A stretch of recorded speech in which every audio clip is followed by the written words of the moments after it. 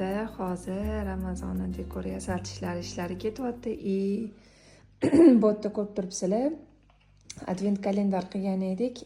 Birinchi kuniga ulgurmadik, chunki vaqtim bo'lmay qoldi. O'shaning uchun ham podarkalarni o'zini bolalarga berib qo'ydik, lekin qolgan kunnikini shunaqangi idishlarga solib, hozir endi bu yoq pastga qo'yib qo'yotgandim. Qarasam chiroyli bo'lmayapti, o'shanga shunaqangi qilib irib chiqyapman hozir. Mana bunaqa ip qilib yopishtirib, mamatiga hozir yana bitta yopishtirishim kerak. Xullas, advent kalendarini Ramazonnikini bolajonlarga qilishni boshladik mana. Har bitta kuniga bittadan sovg'a. To'g'ri ichida unaqa katta narsa bo'lmasa ham, lekin bolajonlar uchun bu narsa esda qolarli bo'ladi degan umiddaman.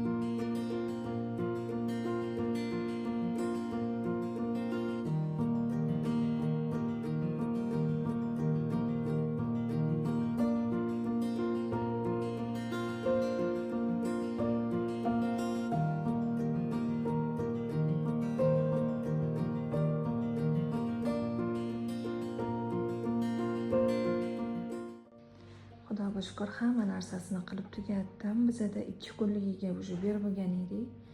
Shuning uchun ham bu yerda hozir 2 kunligini qo'ymaganman.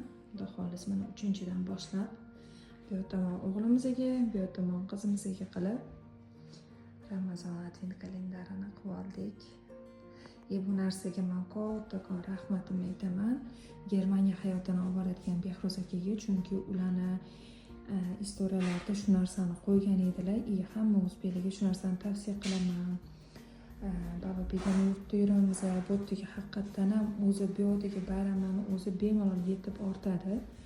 Bolajonlar uchun yengil deysizlarmi, Halloween deysizlarmi, xullas hamma bayramlar bor. O'shaning uchun ham o'zimizning musulmon bayramlarimizni ham shunaqangi chiroyli ko'rinishda o'tkazish uchun ham, bolalarga esda qolarli bo'lish uchun ham shu narsani tavsiya qilganlariga katta rahmat deyman. Har yili ularni eslab qo'yamiz.